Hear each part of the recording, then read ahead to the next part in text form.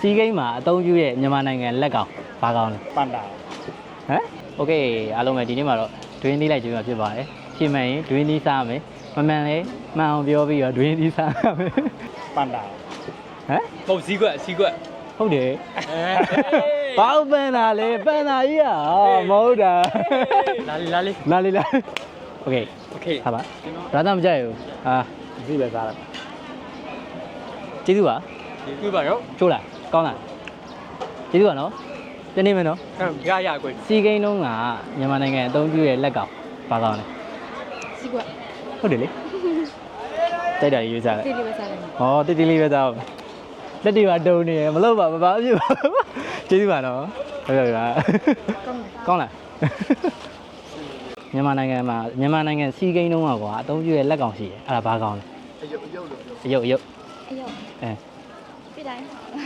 စီကွက်စီကွက် ဟုတ်ပါလေစားလို့ရတယ်တိုက်တာလေးစားလိုက် အဲ့ဒီမနော် ဟိုရီးနေတယ်ယူလိုက်ပါနော်ကျေးဇူးပါ မနော် တကူလိုက်စားလိုက်